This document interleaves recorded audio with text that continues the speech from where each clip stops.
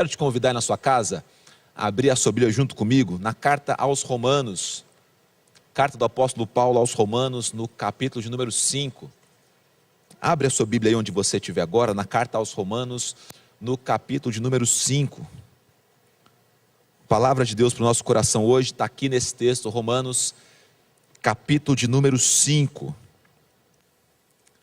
Louvado seja o Senhor Jesus. Romanos 5, lá no versículo de número 1, está dizendo o seguinte: tendo sido, pois, justificados pela fé, temos paz com Deus, por nosso Senhor Jesus Cristo, por meio de quem obtivemos acesso pela fé a essa graça na qual estamos firmes e nos gloriamos na esperança da glória de Deus. Não só isso, mas também nos gloriamos nas tribulações, porque sabemos que a tribulação produz perseverança, e a perseverança um caráter aprovado, e o caráter aprovado esperança. Versículo 5, e a esperança não nos decepciona, porque Deus derramou seu amor em nossos corações, por meio do Espírito Santo que Ele nos concedeu. Glória a Deus por isso. Senhor Jesus, que o Senhor nos abençoe com essa palavra, que a Tua graça venha sobre nós e que o Teu Espírito Santo possa falar, Deus, com aqueles que estão ouvindo agora essa mensagem, com aqueles que irão ouvir depois, em algum momento, em algum lugar, essa palavra, que o Senhor possa os abençoar, trazendo esperança ao coração deste irmão e dessa irmã, em nome de Jesus Cristo. Glória a Deus. Mantenha a Bíblia aberta aí no seu lar, onde você estiver, você mantém a Bíblia aberta. Isso é sinal de que o Espírito Santo pode continuar falando conosco e ministrando também a nossa vida. Você percebe que o apóstolo Paulo está ensinando coisas a essa igreja, a igreja aos Romanos, muitas coisas sobre justificação, sobre expiação de pecados, sobre vida cristã, transformação, mudança de vida. E ele no capítulo 4 começa a ensinar os romanos sobre ser alguém justificado, alguém que está debaixo da justiça de Deus, alguém que está debaixo da bênção de Deus, alguém que agora não é mais alguém visto por Deus como um pecador, mas é visto por Deus agora como um justificado, como um justo, como um abençoado.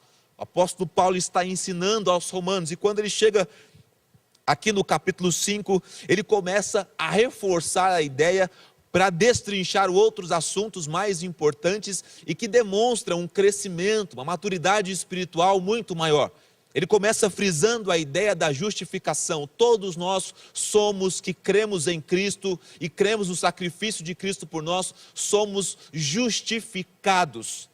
Você não é um auto-justificado, não. Você é alguém justificado por Cristo. Você não é alguém que comprou a sua carta de liberdade, você não é alguém que pagou a sua dívida, você não é alguém que que por si só pagou a dívida que era contra você. Muito pelo contrário. Você é alguém que recebeu justificação, você é alguém que recebeu graça, você é alguém que recebeu favor de Deus, você é alguém que recebeu algo sobre a sua vida, e isso é ser justificado. Ser justificado não é pagar a própria conta, é receber de alguém que pagou a sua conta.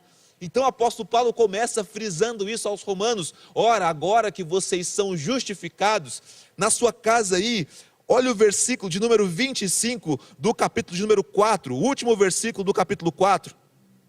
Diz o seguinte: e ele foi entregue à morte por nossos pecados e ressuscitado para a nossa justificação.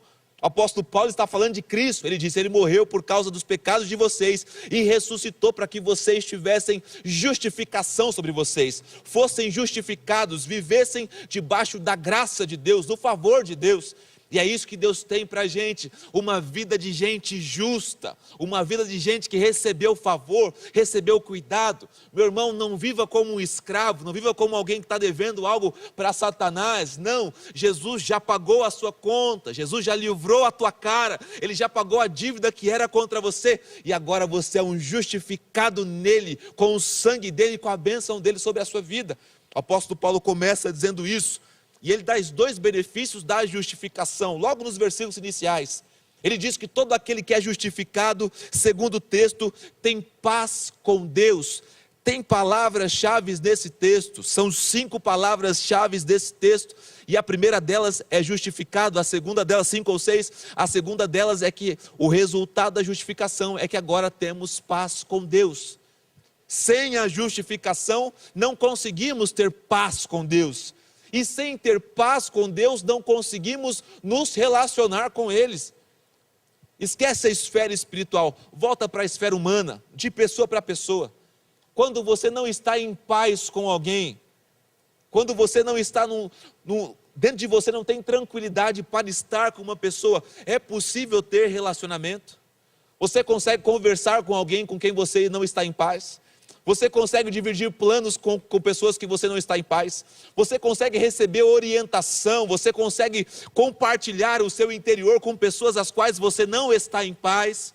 Por isso Paulo diz, olha, vocês agora estão justificados, vocês possuem paz com Deus. De outra maneira não conseguiríamos compartilhar os nossos sonhos com Deus, não seguiríamos os conselhos que Ele nos dá, não conseguiríamos ter intimidade com Ele, nos aproximar dEle, nem Ele vir para perto de nós, não conseguiríamos nada, porque não teríamos paz com Deus. A palavra do Senhor diz que Jesus é o príncipe da paz. A palavra todas as vezes, as cartas romanas, nas cartas paulinas, você vai encontrar o apóstolo Paulo dizendo, tenham paz, recebam a paz, porque a paz não é mais um atributo, a paz é aquilo que nos liga com Deus.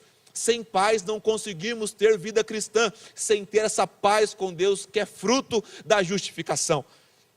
Primeira coisa que ele diz é isso, vocês agora possuem paz com Deus. A segunda coisa que o texto nos diz, que também é fruto da justificação, fruto de receber sobre nós o sacrifício de Cristo, é que ele diz, além de paz, agora vocês encontram a graça. O texto diz o seguinte, que agora vocês obtiveram acesso pela fé a essa graça na qual nós estamos firmes. A segunda coisa que a justificação nos dá e nos entrega é que agora nós somos detentores da graça de Deus. Agora nós temos paz com Deus pela justificação. E agora a fé nessa paz, a fé nessa justificação que o Filho nos dá, nos faz viver um tempo de graça. Você sabe o que é graça? É favor imerecido. A bênção da graça ela é a seguinte, é um favor que Deus fez por nós, mas não nos faz sentir mal por isso. Pelo contrário, ela nos preenche de alegria, de gozo, de tranquilidade. Quando olhamos para a graça, ao nosso viés, olhamos para nós mesmos e pensamos, eu não sou merecedor. Mas quando olhamos para a graça, com o viés de Deus, entendemos que Ele nos fez algo. Ele nos fez merecedor disso, derramando o seu sangue, se entregando por nós. Nunca vamos conseguir pagar isso para Deus. Nunca vamos conseguir. Mas recebemos de graça e valorizamos isso. Então, ao ser justificado, ao ensinar a justificação aos romanos, a ensinar para mim, para você, ele diz, você agora possui paz e você agora possui graça. E nós precisamos disso, meu irmão. Todos nós precisamos disso, de paz e de graça. Como você cumprimenta os seus irmãos, segundo o conselho apostólico, graça e paz. É tudo o que nós precisamos, de paz com Deus e de graça de Deus sobre a nossa vida. Jesus disse que a paz que Ele dá, não é a paz que o mundo dá. É essa paz que Ele está dizendo que vai dar para nós, uma paz que nos liga, que nos religa a Deus. E a graça que vem de Deus não é a graça que os humanos contribuem uns para com os outros, não. É a graça imerecida, o favor que não merecíamos, mas Deus nos deu e nos entregou. E agora você, como um justificado, você possui paz e graça na sua vida. Você tem tudo o que precisa para poder viver uma vida abençoada, uma vida cheia de Deus. E ele começa a dizer o seguinte, que essa graça que Ele nos deu, nos transporta para as tribulações. Por quê? Porque é impossível você passar por esse mundo sem viver tribulações. É impossível uma existência humana sem passar por dificuldades, sem passar por aflições, sem passar por dores. Olha aqui o versículo de número 3. Não só isso, você não vai se gloriar somente na graça de Deus. Versículo 3, não só isso, mas também nos gloriamos nas tribulações. A tribulação para a nossa vida é um motivo de nós glorificarmos a Deus. Pode parecer estranho, pode parecer às vezes até antagonista com o evangelho que é pregado em muitos lugares. Eu estive numa numa viagem missionária e cheguei numa certa cidade, no outro país, e tinha uma faixa na placa de uma igreja dizendo: pare de sofrer, pare de sofrer. Ou seja, quando você entra para dentro das portas daquela denominação, você para de sofrer, você para de ter tribulações, pressão. A palavra grega para tribulação significa exatamente isso, tilipsis, significa pressão. E o apóstolo Paulo está dizendo, Jesus disse isso: nesse mundo vocês terão aflições, pressões, vocês passarão por tribulações. O Paulo aqui está dizendo para a gente: olha, vocês vão gloriar na tribulação. Ele não está dizendo que nós não vamos passar, que vamos glorificar a Deus na tribulação, porque a tribulação, ela é inevitável. A tribulação é inevitável, não podemos evitar a tribulação, iremos passar por isso. Mas olha o que Jesus diz em Mateus capítulo 11, versículo de número 28. Ele diz isso para nós, ele diz: vinde a mim, vós que estáis cansados e sobrecarregados, e eu vos aliviarei. Mateus capítulo 11. Jesus diz isso porque Ele sabe que cada um de nós, em tempos e em momentos diferentes, e em situações diferentes, iremos enfrentar tribulações. Iremos passar por uma crise agora como essa, sanitária de saúde, outras como a de anos atrás, econômica e financeira, e tantas outras que iremos enfrentar pessoalmente ou coletivamente, porque tribulação faz parte. Mas Jesus disse: vinde a mim. Quem está atribulado, quem está sofrendo pressão, quem está passando por dificuldade. Por quê? Porque Ele tem alívio, Ele vai tirar das nossas costas todo o peso, do nosso coração, essa coisa que nos pressiona, nos aperta. Ele tem condição de limpar o nosso interior. Venha a Jesus e Ele vai mudar a sua história, Ele vai mudar a tua existência. E o texto continua dizendo que a perseverança, verso 3 ainda, e que a tribulação, produz perseverança. Essa é a terceira palavra, ou a quarta palavra, que o texto nos faz parar para olhar. Perseverança. O que é perseverar, pastor? Vou te explicar. Perseverar é não desistir para poder agradar a Deus. A tribulação que nós vivemos vai produzir em nós perseverança. Por quê? Porque quando somos colocados contra a parede e desistimos, já morremos, já acabou por ali. Por isso que a Bíblia diz que você não recebeu um espírito de covardia, pelo contrário, de ousadia e de coragem.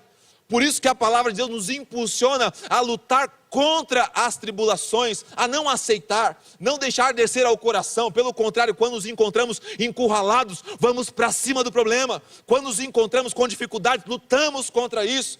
Você não é um covarde, pelo contrário, você é um corajoso. Você é alguém que Deus escolheu para vencer, prevalecer e ir para cima do problema. E a Bíblia diz que a tribulação, que essa condição de dificuldade, nos prepara para vivermos uma vida de perseverança. O apóstolo Paulo escreve a Timóteo e diz: eu combati o bom combate. Eu vivi tribulações, dificuldades, mas eu terminei a minha carreira e guardei a minha fé. O que ele quer dizer com isso? Ele está dizendo: eu perseverei, eu fui até o final. Não desista, meu irmão. Está passando por uma tribulação, por uma dificuldade, não desista, porque esse não é o ponto final da sua vida. Há o que vencer. Apocalipse capítulo 2, há o que vencer. Aquele que persistir, aquele que continuar, aquele que for até o final, dar-te-ei a coroa da vida, dar-te-ei o controle das nações. É para quem persevera, é para quem não desiste enquanto luta, é para quem continua batalhando que a vitória vem. Glória a Deus por isso. Continue lutando, continue batalhando, porque a vitória vem. Seja um perseverante. E a tribulação produz perseverança. Mas a sua história não acaba aí. A sua história não acaba nisso. Mas me lembrei de um texto aqui agora, onde o apóstolo Paulo também escreve a Timóteo, a segunda carta a Timóteo, capítulo 2, versículo 15, ele fala o seguinte: procure apresentar-se a Deus aprovado. Ou seja, que passou por uma prova e venceu essa prova. Isso se aplica muito bem nesse contexto, muito certo, muito ajustado, porque você passa por uma tribulação, resiste a ela, luta contra ela, tira da cabeça a ideia de não ter tribulação. Não, isso não existe.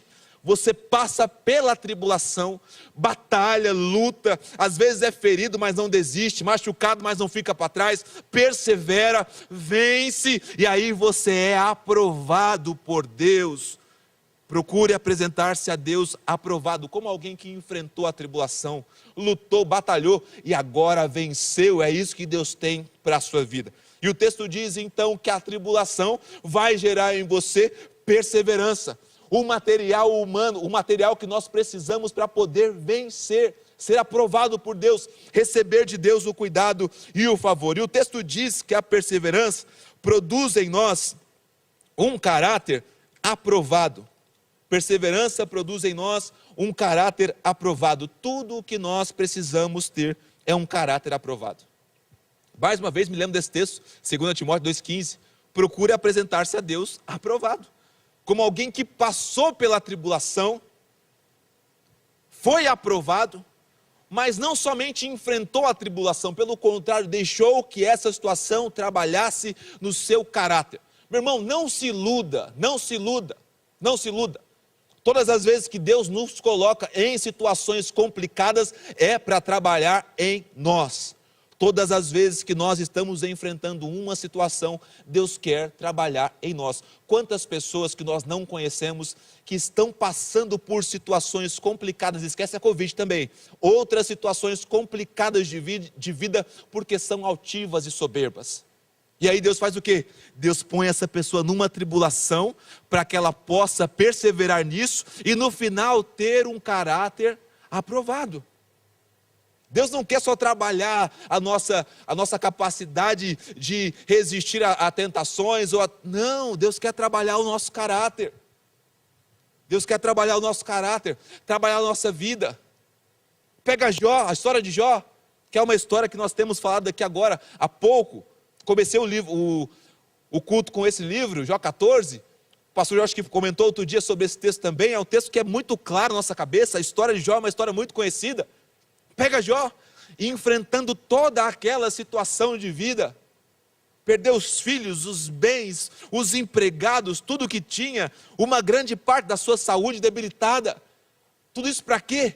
Para que no final ele pudesse somente reconhecer que Deus não era uma falácia, Deus não era uma história, para que eu e você saibamos que as estratégias de Satanás contra nós não prevalecerão. Nós temos um Deus que é maior, para que você seja alguém que tenha um caráter aprovado, alguém que enfrenta a tribulação, persevera nela e vence. Lembrei agora aqui de Jó capítulo 2, se eu não me engano, mas depois procura para mim pôr na tela, onde a mulher de Jó diz para ele: Jó, amaldiçoa o teu Deus e morre. Ele está enfrentando toda aquela luta, a mulher dele chega para ele, para macular ainda mais o caráter dele, e fala: Jó, amaldiçoa esse teu Deus e morre. E Jó responde o seguinte no versículo posterior a esse: você fala como uma louca. Ele não deixou que aquela situação prejudicasse o caráter dele, pelo contrário, ele permitiu que aquela situação trabalhasse no caráter dele, e ele continuou íntegro diante de Deus, bem diante de Deus, fortalecido diante de Deus, abençoado diante de Deus. Que no nome de Jesus, levanta a sua mão aí na sua casa, que você continue abençoado diante de Deus, íntegro diante de Deus, firme diante de Deus, e que as tribulações não roubem de você o tratar de Deus no seu caráter, em nome de Jesus Cristo. Aí Jó 2,9, esse é o texto. Esse é o texto. Então a tribulação produz perseverança em nós, a perseverança busca trazer em nós um caráter aprovado, e o caráter aprovado vai produzir aquilo que todos nós precisamos. Romanos 5, versículo 4 diz que a perseverança produz então um caráter aprovado, e um caráter aprovado produz esperança. Esperança, o tônico de vida de todo o ser humano. Todo o ser humano vive por conta de uma esperança. O mundo diz o seguinte, que a esperança é a última que morre. Eu nem precisei terminar essa frase para você saber, e muito cristão vive debaixo dessa verdade: a esperança é a última que morre. Nós não vivemos debaixo dessa esperança. A nossa esperança é uma esperança imortal. A nossa esperança não morre, pelo contrário, morreu, mas ao terceiro dia ressuscitou e agora vive e reina para todo sempre. A nossa esperança não é a esperança do mundo. A nossa esperança é uma esperança infalível, imortal, incorruptível, infalhável. Ela nunca abandona, ela nunca deixa. Confie na esperança que é o Senhor Jesus. A nossa esperança é essa. Paulo está dizendo, depois de todo esse processo, você vai caminhar com uma esperança que não é a esperança que o mundo caminha. Não é a esperança que o mundo tem. A nossa esperança é uma esperança que não falha, uma esperança que não decepciona, uma esperança que cuida. E todo ser humano está buscando uma esperança. Como é triste ver pessoas buscando esperança em denominações religiosas. Como é triste ver pessoas buscando esperança em centros religiosos, em religiões. Como é triste e deplorável ver pessoas buscando esperança em outras pessoas, na própria autoajuda, buscando esperança no homem. Jeremias diz que maldito é o homem que confia no homem e faz o braço mortal a sua força. Você não precisa da esperança que perece. A palavra do Senhor diz que, livro de Isaías capítulo 20, se eu não me engano, ele diz, vocês confiaram nos egípcios, vocês confiaram, colocaram as suas esperanças nos etíopes, e agora estão envergonhados. Meu querido, o apóstolo Paulo diz no versículo 5, que essa esperança não nos decepciona. A esperança que nós temos, a esperança em Jesus, não nos decepciona. O que é decepção? É confiar em algo e se frustrar com aquilo. Todo aquele que confia no Senhor não se frustra, põe a sua esperança no Senhor. Nós temos uma esperança que não cessa, que não falha, que não tarda, que não erra, que não decepciona, que não deixa falha, não deixa mancada, não deixa para trás. Temos uma esperança viva, e ela é o Senhor Jesus. Confie na esperança, confiando no Senhor Jesus. A esperança de Deus não falha. A esperança de Deus é a esperança que nós temos que carregar para toda a nossa vida. Então você vai esperar em alguma coisa, como Paulo também ensina, como Paulo também mostra, espere no Senhor. Esquece os homens, esquece as posições, esquece as insígnias, esquece as carteirinhas, esquece tudo que possa representar em você algum tipo de esperança. Tudo isso é falho, tudo isso é mortal, tudo isso acaba. Confie no Senhor e você nunca será um decepcionado. Você que está desviado porque confiava em homens, confiava em instituições, volta a confiar no Senhor. Você que está desigrejado porque estava confiando em A e em B e caiu e viu que era ser humano, volte a confiar no Senhor e a fé nele vai te fortalecer novamente. Uns confiam em carros, outros em cavalos, mas nós fazemos menção ao nome do Senhor. É essa a nossa fé, é isso que nós cremos e acreditamos. Essa é a esperança que não falha, a esperança no Senhor Jesus Cristo. Eu quero orar com você, eu quero orar com a sua vida agora, pela sua vida, orar junto contigo. Mas eu quero encerrar essa palavra lembrando as palavras do profeta Isaías. Lembrando as palavras do profeta Isaías. Isaías 64, verso de número 4. Isaías 64, verso de número 4. É um texto, meu irmão, que você tem que ler depois na sua casa de novo. Você tem que acreditar nisso, confiar nisso.